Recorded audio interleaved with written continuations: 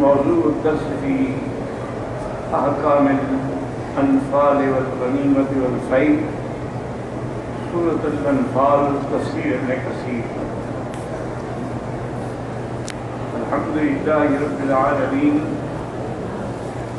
والصلاة والسلام على أشرف الأنبياء وسيد المرسلين سيدنا محمد وعلى آله وصحابه أجمعين.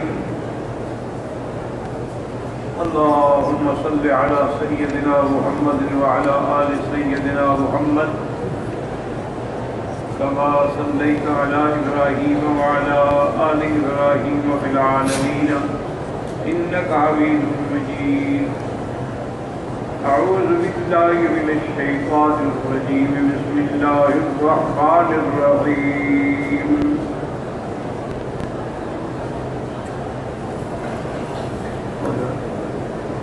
واعلموا أنما غنمتم من شيء فأن لله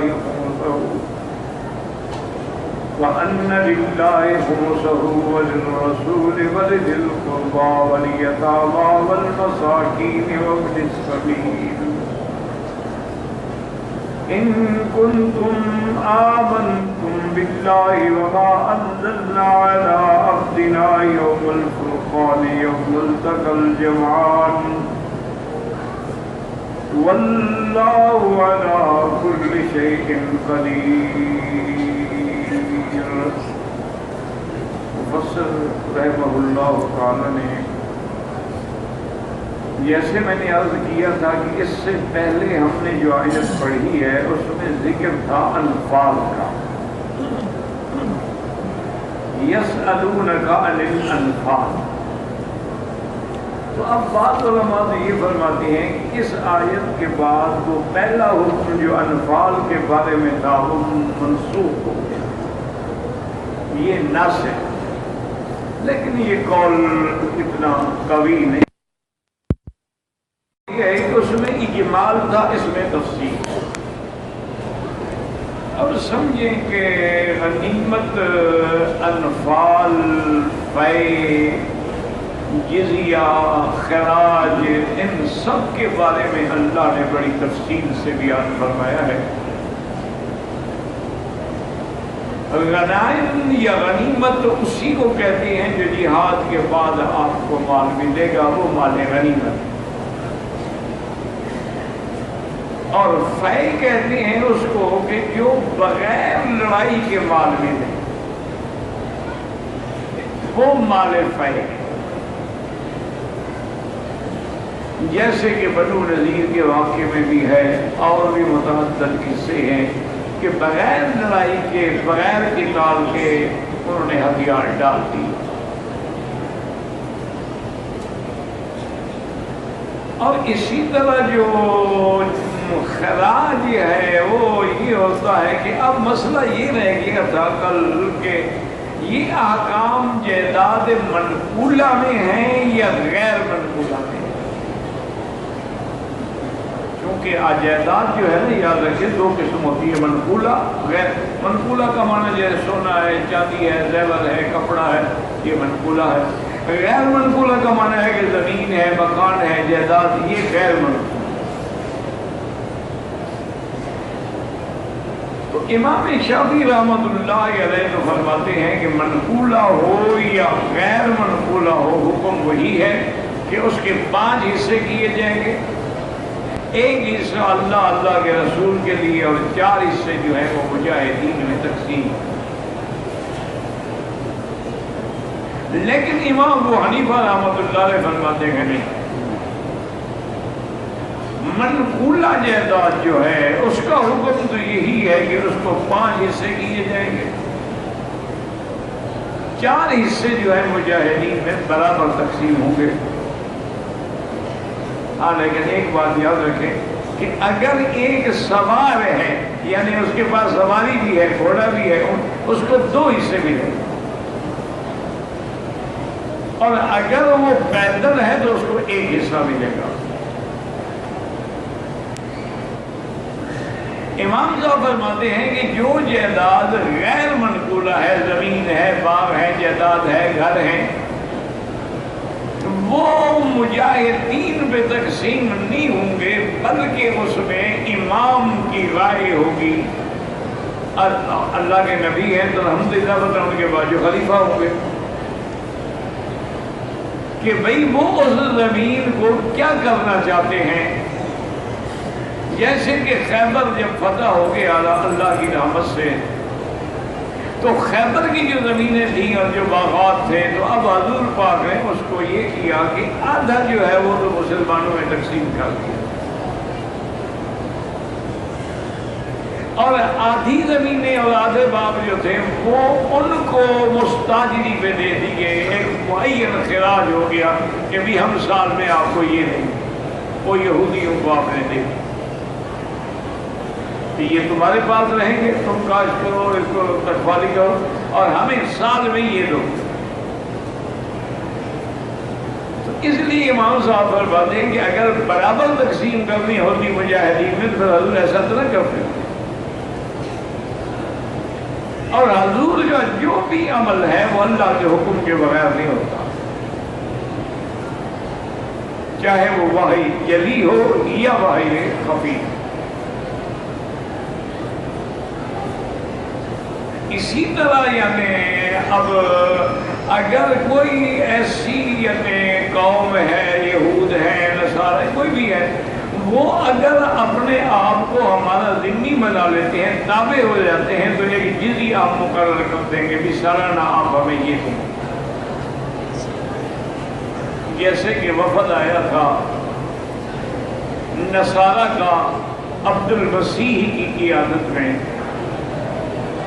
یہ نجران سے آئے تھے۔ نصارہ کا مرکز جو ہے وہ نجران تھا، اور یہود کا اصل مرکز جو ہے وہ شام، پھر خیبر، اس کے بعد مدینہ منورہ۔ تین قبائل جو تھے وہ مدینہ شریف میں آ گئے، بنو نذیر، اسی طریقے سے بنی قینقاع، بنو قریظہ۔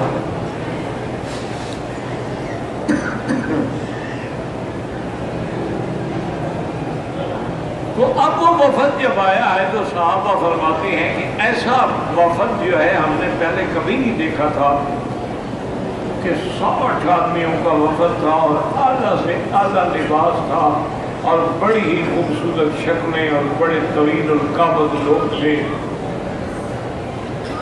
کیونکہ اصل میں وہ ایک بڑا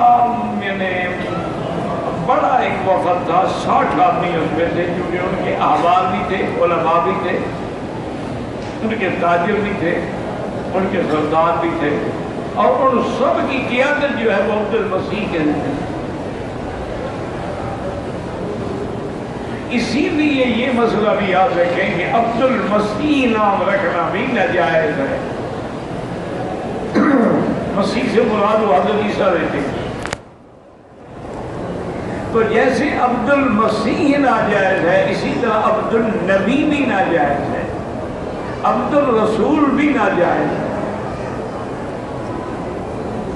کیونکہ ہر آدمی جو ہے وہ اللہ کا بندہ ہے، وہ کسی انسان کا بندہ نہیں ہے، اس کی نسبت اللہ سے ہوگی۔ عبد اللہ، عبد الرحیم، عبد الکریم، عبد الخالق، عبد الرازق، رزاق، اس کی یہ نسبت ابدیت کسی غیر کے ساتھ نہیں ہوگی۔ جیسے ہمارے ہاں اب بھی وہی جاہلیت کے نام ہیں، پیر بخش، نبی بخش، رسول بخش، حسین بخش، فقیر بخش، سارے شرکیہ نام ہیں۔ اور اس کا قاعدہ یہ ہوتا ہے کہ اگر نام کی غلطی کا آدمی کو پتہ لگ گیا تو اس کو نام بدلتے رہتے ہیں۔ حضور پاک نے کئی لوگوں کے نام بدلے۔ اچھا، بعد نام ایسے ہوتے شرک تو نہیں ہوتا، لیکن اس میں ایک تکبر معلوم ہوتا ہے، وہ بھی نام رکھنا جائز نہیں۔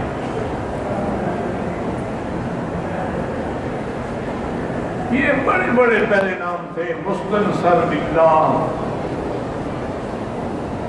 اسی طرح کئی نام رکھے گئے آج کل بھی ہیں. شمس الدین چاہے نماز نہیں پڑھتا ہو، دین کا سورج ہے نماز نہیں پڑھتا. رکن الدین، دین کا ستون ہے، مسجد کبھی نہیں گیا.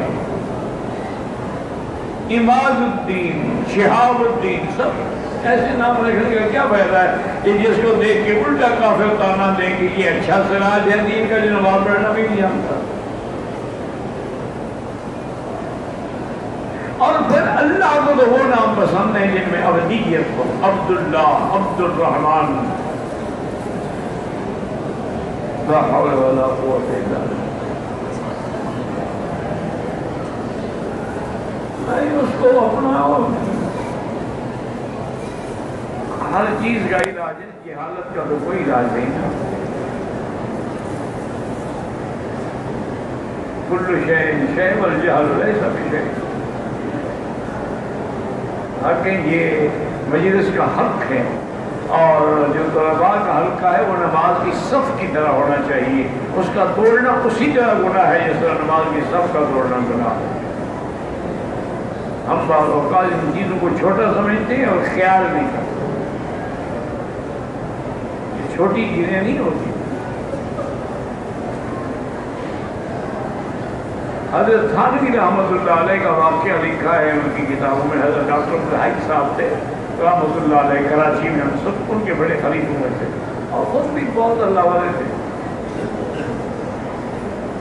بڑا کام کیا انہوں نے، لوگوں کی اصلاح کی، عقائد کی اصلاح کی، اعمال کی اصلاح کی. تو انہوں نے لکھا کہ حضرت تھانوی رحمۃ اللہ علیہ نے فرمایا کہ ایک دن میری گھر والی جو ہے وہ اپنے عزیزوں کے پاس جا رہی تھی اور مجھے اس نے کہا کہ پیر صاحب میں آج رشتے داروں کے پاس جا رہی ہوں تو 8 بجے جو ہے نا شام میری مرغیوں کو پانی پلا دینا ہے اور ان کو دانا ڈال دینا ہے.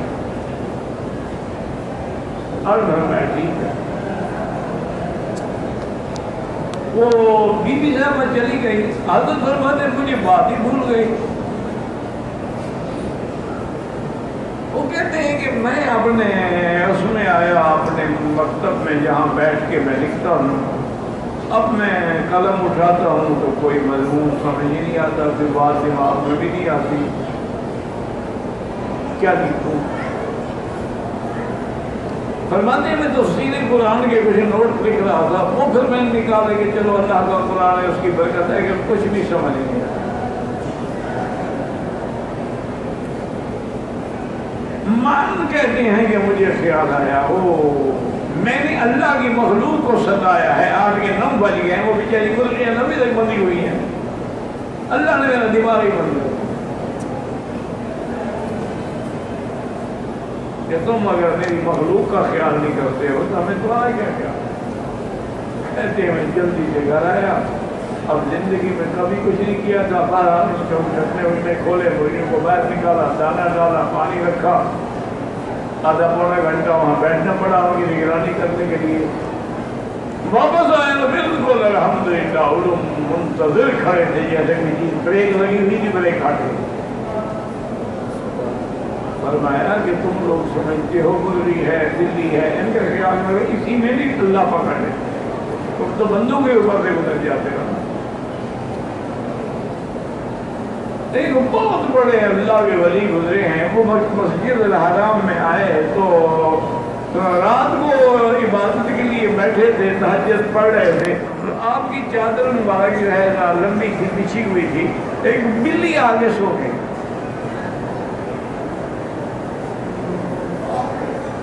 حضرت نے اتنی احتیاط کی کہ بھی اگر میں چادر نکالتا ہوں تو بلی بیچاری کی نیند کھل جائے گی. تو لکھا ہے کہ انہوں نے وہیں بیٹھ کے بڑے آرام سے چادر کو کاٹ تو دیا لیکن بلی کو نہیں اٹھایا. اس پر اللہ نے ان کی حاضری جو تھی وہ قبول فرما دی. ان کو چھوٹا نہ سمجھا کرو. چھوٹی چھوٹی باتیں جو ہیں وہ اللہ کو بڑی پسند آتی ہیں اگر آدمی اللہ کی فرمانبرداری کرے، اطاعت کرے. تو بہرحال گزارش یہ ہے کہ وہ وفد جب آیا حضور کی خدمت میں، صحابہ کہتے ہیں کہ ہم بڑے دیکھ کے حیران ہوئے اور حضور سے پوچھا رسول اللہ مہمان ہیں ان کو کہاں ٹھہرائیں؟ فرمایا مسجد نبوی میں۔ پہلے تو وہاں حضور کے پاس کون سا گیسٹ ہاؤس بنے ہوئے تھے، آج کل تو جناب وزیروں کے گیسٹ ہاؤس ہیں، آج کل وزیر تو ہے بڑی چیزیں، تھانے کے گیسٹ ہاؤس ہے۔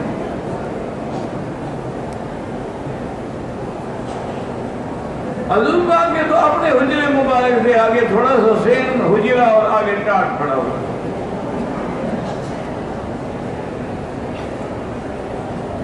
ازواج مختارات کے جو حجرے مبارک تھے، چھوٹا سا حجرہ مٹی کا بنا ہوا اور آگے سین تھوڑا، اس کے بعد دروازے کے اوپر ٹاٹ پڑا، دروازہ بھی لکڑی کا نہیں تھا۔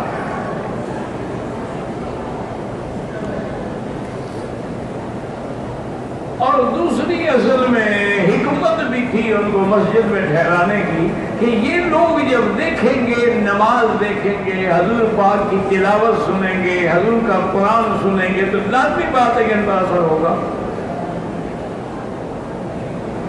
آج کل ہم نے تو ایک طریقہ بنایا ہوا ہے نا کہ جو بھی دین کا کام کرتے آتے ہیں ان کو مسجد ہی رہنے دیں، نکالو ان کو مسجد۔ اللہ کا نام لیتے ہیں، وہاں بھی ہے۔ اچھا بعض جگہ پر تو ایسا تعصب ہے کہ مسجد دھوتے بھی ہیں کہ پلید ہو گئی۔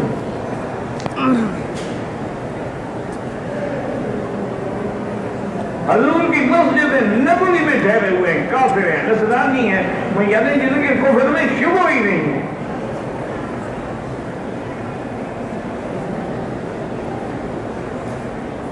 حضور صلی اللہ علیہ وسلم کی خدمت میں حاضر ہوئے، انہوں نے کہا کہ یا رسول اللہ، اصل وجہ یہ تھی کہ نصرانی سمجھدار تو تھے نا، اب انہوں نے دیکھ لیا کہ پورا جزیرہ عرب فتح ہو گیا ہے، اسلام پھیل رہا، اسلام کی قوت اور طاقت بڑھ رہی، تو بہتر ہے کہ ہم پہلے کوئی مفاہمت کر لیں، کیونکہ اب ہم لڑ تو نہیں سکتے۔ اسلام کی قوت ماشاءاللہ، آپ دیکھیں کہ بدر میں اللہ نے فتح عطا فرمائی، پھر مکہ فتح ہو گیا، غزوہ حنین میں اللہ نے فتح عطا فرمائی، جو قافلہ 313 سے چلا تھا الحمدللہ وہ حجۃ الوداع میں 1 لاکھ سے بھی بڑھ گیا۔ تو وہ سمجھدار تھے، انہوں نے کہا رسول اللہ ہم آپ سے چاہتے ہیں کہ مکالمہ کریں، یعنی بات کریں، مسائل کو باتوں سے حل کریں، لڑنے سے مسئلے حل نہیں ہوتے۔ حضور میں تو یہ خود یہی چاہتا ہوں کہ کوئی میرے ساتھ بات کرے۔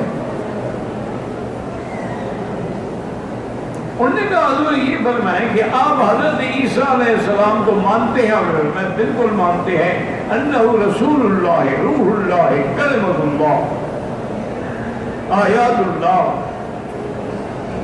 کہ وہ تو اللہ کے پیغمبر ہیں، اللہ کے رسول ہیں، اللہ نے ان کو اپنے خاص کلمہ کن سے پیدا فرمایا ہے، وہ آیات من آیات اللہ ہیں، تو شان والے پیغمبر ہیں۔ تو انہوں نے کہا حضور اب آپ سے بات نتیجہ خیز ہو سکتی ہے، کیونکہ اگر آپ انکار کر دیتے جی ہم عیسیٰ علیہ السلام کو مانتے ہی نہیں ہیں، پھر تو بات مشکل ہو گئی نا، لیکن مانتے تو ہیں نا۔ انہوں نے کہا تو دوسرا سوال ہمارا یہ ہے کہ بی بی مریم کے بارے میں آپ کا کیا عقیدہ ہے؟ اور گھر میں مریم صدیقہ ہے، مریم کا ذکر قرآن میں ہے، مریم کے نام سے اللہ نے قرآن میں سورۃ مریم اتاری ہے، اور اللہ نے ان کی شان بیان کی ہے کہ وہ مریم ابنۃ عمران التی احسنت فرجہا، جس نے اپنی شرمگاہ کی حفاظت کی، پھر اس میں اللہ کے حکم سے جبریل نے پھونک ماری سینے میں، اور اللہ فرماتے ہیں وہ بڑی عبادت گزار تھی۔ فَنَفَخْنَا فِيهَا مِن رُّوحِنَا وَصَدَّقَتْ بِكَلِمَاتِ رَبِّهِ وَكُتُبِهِ وَكَانَتْ مِنَ الْقَانِتِينَ۔ کیا بات ہے، آپ آگے آ گئے۔ پیچھے بیٹھ جائے، پیچھے ہاں ہو پیچھے بیٹھ جائے ادھر ہی، کیا کیا روز کرنے ہیں تماشا پڑ رہا اور ہے. بھی سیکھا ذرا. لا حول ولا قوت الا باللہ. سپیکر کے قریب بیٹھو، وہاں زیادہ آواز سنائی دے گی آپ کو. لا حول ولا قوت الا باللہ العلی العظیم. آج تک ہمیں مجالس قرآن میں، مجالس دین میں، مجالس حدیث میں بیٹھنا بھی نہیں آیا، تو باقی عمل کیا کریں گے؟ ایک آدمی اصل سے بیٹھا ہوا ہے، ایک آدمی ابھی آیا گردن سے قرآن کے آگے آگے بیٹھ گیا.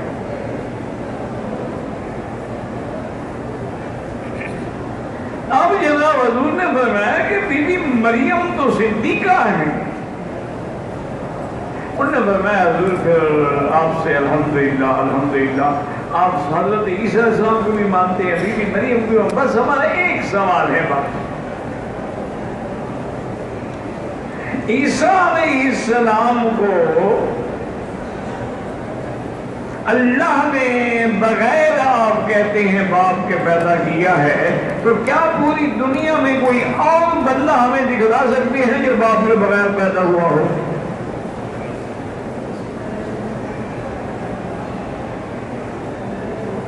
جب اللہ کا نظام ہے کہ اللہ تبارک و تعالی ہر چیز کو جوڑے سے پیدا کرتے ہیں، من کل شیء خلقنا زوجین.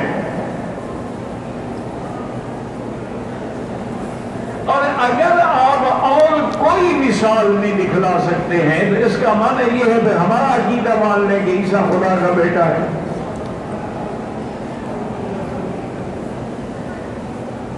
اللہ نے قرآن نازل کیا جبریل علیہ السلام، ان مثل عیسیٰ عند اللہ کمثل آدم خلقه من تراب ثم قال له كن فيكون. اللہ نے فرمایا میرا مدین کو بتلائیں کہ عیسیٰ کی مثال ایسے ہے جیسے آدم. عیسیٰ کو تو اللہ نے بغیر باپ کے پیدا کیا، آدم کا تو نہ باپ ہے نہ ماں ہے. تو عیسیٰ علیہ السلام کی ماں تو ہے. اگر جس کا باپ نہ ہو وہ بیٹا بن سکتا ہے، تو جس کی باپ بھی نہ ہو ماں بھی نہ ہو تو پھر وہ خدا بنے گا. پھر بھی تو عیسیٰ اسی کے بیٹے بنیں گے.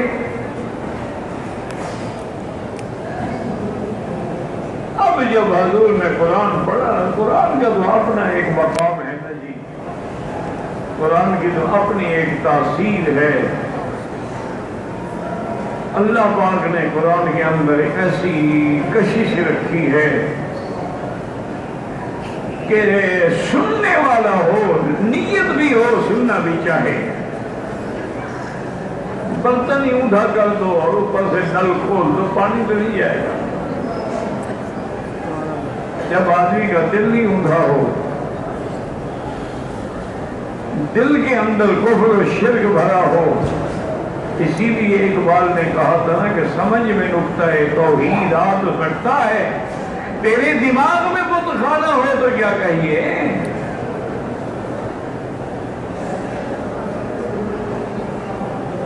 اب جب حضور نے آیات پڑھی تو لاجواب ہو گئے.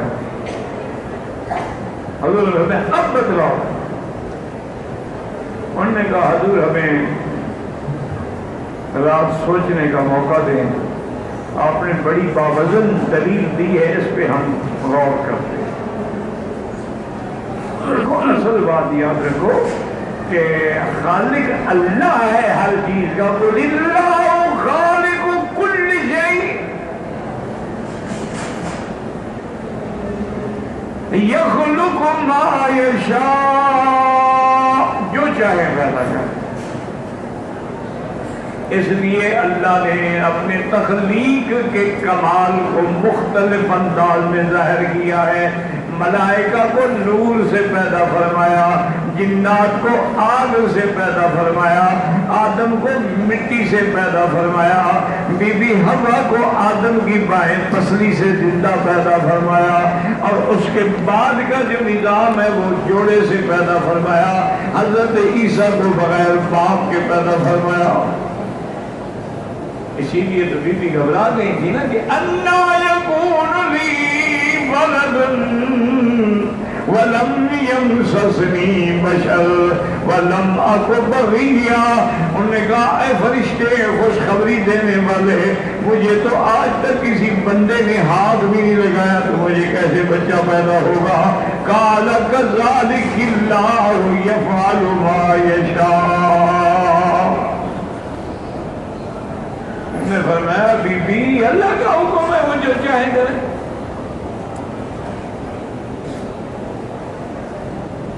تو اب انہوں نے سوچا تو اور قرآن نازل ہو گیا۔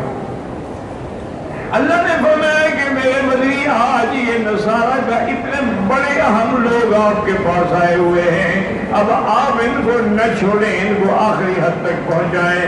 قُلْ يَا أَهْلَ الْكِتَابِ تَعَالَوْا نَدْعُ أَبْنَاءَنَا وَأَبْنَاءَكُمْ وَنِسَاءَنَا وَنِسَاءَكُمْ وَأَنفُسَنَا وَأَنفُسَكُمْ ثُمَّ نَبْتَهِلْ فَنَجْعَلْ لَعْنَةَ اللَّهِ عَلَى الْكَاذِبِينَ۔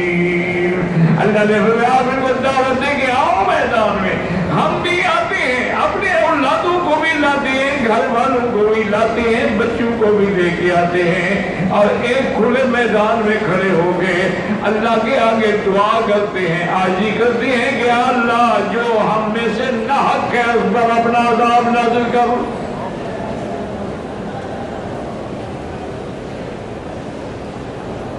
جب صبح وفد آیا حضور نے فرمایا کہ اللہ نے مجھے حکم دیا میرے ساتھ مباہلہ کرو، تیار ہو جاؤ مباہلے کے لیے، تاکہ حق اور باطل آج نکھر جائے، فیصلہ ہو جائے۔ بس وہ سمجھدار تھے، کہہ لگے حضور ہمیں ایک رات کی اور مہلت ہے۔ پڑھے لکھے لوگ تھے، بہرحال چاہے عیسائی ہو اور میں بھی تو پڑھے لکھے لوگ ہوتے، اور وہ تو تھے ہی احبار، ان کے علماء تھے۔ انہوں نے کہا ہاں جناب اب تو چیلنج ہو گیا۔ انہوں نے کہا عبد الوسیع نے، انہوں نے کہا میرا مشورہ یہ ہے کہ لا تبالو، اللہ کے نبی کے ساتھ مباہلہ نہ کرو، اگر کرو گے تو مل جاؤ گے، وہ سچا نبی ہے۔ نے کہا پھر کیا کریں؟ نے کہا سلو کرو، جزیہ دینا قبول کر لو، لیکن مباہلہ اسی لیے میں نے یہ واقعہ عرض کیا کہ پہلا جزیہ آ رہا۔ دوسرے دن آئے، انہوں نے کہا حضور ہم مباہلہ نہیں کرتے، ہم ہر سال نجران کے علاقے سے اتنا جزیہ ادا کریں، اتنا کھجوریں دیں گے، اتنا جوڑے دیں گے، اتنا کپڑے دیں گے، آپ ہمارے ساتھ معاہدہ فرما لیں، ہم بھی آپ کے دشمن کے ساتھ نہیں دیں گے، آپ بھی ہمارے مخالف کا ساتھ نہیں دیں گے، ہم آپ سے نہیں لڑیں گے، آپ ہم سے نہیں لڑیں گے، اور جزیہ دیتے رہیں گے۔ تو یہاں سے اللہ نے وہ حکم دیا کہ اگر کوئی کافر جزیے پہ راضی ہوتا ہے تو راضی ہو جاؤ اور اس کی حفاظت بھی کرو۔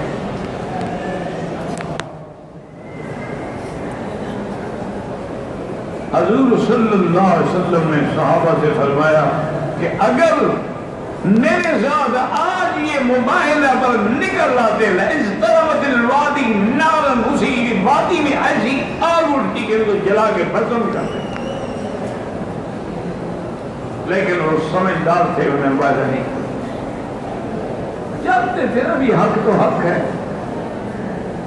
تو اس لیے یاد رکھیں، ایک ہوگا انفال، ایک ہے غنیمت، ایک ہے فے، ایک ہے خراج جو خیبر میں حضور نے کیا، بھئی اتنی زمینیں تمہارے پاس ہے، سالانہ ہمیں یہ خراج دو، اور ایک ہے جزیہ کہ کوئی آپ کا معاہد بنتا ہے، ذمہ بنتا ہے، وہ جزیہ دینے تیار ہوتا ہے، آپ قبول کرو۔ اور ایک ہوتا ہے فدیہ کہ کوئی قیدی اپنے آپ کو چھڑانے کے لیے فدیہ دیتا ہے، وہ بھی آپ پر اجازت ہے، قبول کر سکتے ہیں۔ اما منم بعد و اما فدان، احسان کریں یا فدیہ دیں۔ اچھا اب یہ ہے کہ اس میں حکم ہے کہ فَأَنَّ لِلَّهِ خُمُسَهُ وَلِلرَّسُولِ، تو اللہ کو تو اس چیز کی ضرورت ہی نہیں ہے، اللہ تو ہر چیز کا مالک ہے، تو 5ویں حصے میں اللہ کا نام کیوں آیا؟ دیکھو نا قرآن مجید میں کیا وَعَلَمُوا أَنَّمَا غَنِمْتُم مِّن شَيْءٍ فَأَنَّ لِلَّهِ خُمُسَهُ وَلِلرَّسُولِ وَلِذِي الْقُرْبَىٰ وَالْيَتَامَىٰ وَالْمَسَاكِينِ وَابْنِ السَّبِيلِ۔ اللہ نے فرمایا 5واں حصہ جو ہے اللہ کے رسول کا ہے، پھر اس میں بھی جو رسول کے لیے اس میں بھی ان کے رشتہ داروں کا ہے، یتیموں کا ہے، مسکینوں کا ہے، مسافروں کا ہے، یعنی پھر اس خمس کو بھی 5 حصوں میں تقسیم کیا جائے گا۔ لیکن اللہ کا نام کیوں آیا؟ پھر رسول تو ٹھیک ہے، اس کے 2 جواب علماء نے دیے ہیں۔ بعض علماء نے یہ لکھا ہے کہ اللہ کا نام تبرک کے لیے ہے، برکت کے لیے ہے، ورنہ اللہ تو ہر چیز کا خالق ہے، اللہ تو غنی ہے، ساری دنیا اس کے آگے محتاج ہے، واللہ الغنی۔ اسی طرح فرمایا یا ایھا الناس انتم الفقراء الی اللہ، تم سب محتاج ہیں۔ تو بعض علماء نے فرمایا کہ صرف برکت کے لیے اللہ کا نام ہے، اور بعض علماء کہتے ہیں نہیں، باقاعدہ اللہ کا بھی حصہ نکالنا ہوگا، اور اللہ کا حصہ جو ہے وہ اللہ کے گھر کعبے میں خرچ کیا جائے گا۔ میں کہا بالکل اللہ کا حصہ نکالو، اللہ کا گھر ہے، اللہ کے مسجد الحرام ہے، اللہ کا کعبہ ہے، بیت اللہ ہے، اس پہ خرچ کرو۔ اچھا اب یہ ہے کہ دوسرا حکم یہاں کیا ہے؟ ذوی القربیٰ، حضور کے رشتہ دار۔ اس سے علماء نے فرمایا رشتہ دار حضور کو چاہے مسلمان ہو یا کافر ہو، ان کو بھی حضور دے سکتے ہیں، کہ رشتہ دار تو ہیں۔ اسی لیے جب مکے میں قحط پڑ گئی تھی، اتنی شدید قحط پڑی تھی کہ مکے والوں کو ایسے دھواں نظر آتا تھا اور کھانے کو کچھ نہیں ہوتا تھا، پرانے چمڑے جو ہیں نا ان کو ابال کے پیتے تھے۔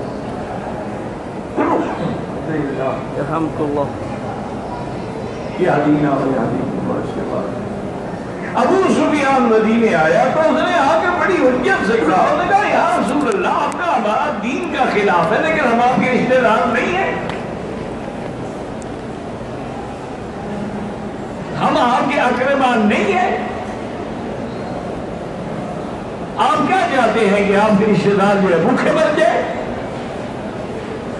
آپ اللہ سے بھی دعا کریں اور مدینہ منورہ سے غلے کے لیے ہماری امداد کریں۔ حضور پاک نے حکم دیا صحابہ کو جتنا ہو سکتا ہے اللہ جمع کر کے وہ بھی مکے میں بھیجی اور اللہ سے دعا بھی کی تو بات سے شروع ہو۔ تو رشتہ دار تو بہرحال رشتہ دار تو ہوتا ہے نا جی۔ تو اس لیے علماء فرماتے ہیں کہ اچھا اب رشتہ داروں میں کون شامل ہوگا؟ تو بعض علماء نے فرمایا کہ سے جتنے قریش ہیں، بنو ہاشم ہیں، بنو عبد المطلب ہیں، سب رشتہ دار۔ اور بات فرماتے ہیں کہ نہیں، یہ ان کو ملے گا جن پر زکوٰۃ حرام ہے، کیونکہ زکوٰۃ تو لے نہیں سکتے تو کھائے کہاں سے، تو ان کو پھر بیت المال دے گا۔ اور اسی طرح یتامہ ہیں، مسکین ہیں اور مسافر ہیں۔ اچھا بعض چیزیں جو ہے وہ حضور پاک نے اپنے لیے بھی رکھی تھی نا، گھر کے اخراجات کے، جیسے باغ فتح تھا، جیسے بستی قرا تھی، اسی سے یہ شیعہ کا جھگڑا ہے نا کہ حضور کے بعد صحابہ نے فتح نہیں دیا بی بی فاطمہ کو۔ تو اس لیے یہ حکم آیا، اللہ نے فرما دیا، اور ساتھ یہ بھی فرما دیا کہ ان کنتم آمنتم باللہ، اگر تمہارا اللہ پہ ایمان ہے، وما انزلنا علی عبدنا، جو ہم نے اپنے بندے پہ اتارا قرآن، یوم الفرقان یوم التقى الجمعان، اس دن جو حق اور باطل میں فرق کرنے والا بدر کا دن تھا، اور اللہ تعالی ہر چیز پہ قادر ہیں، واللہ اعلم۔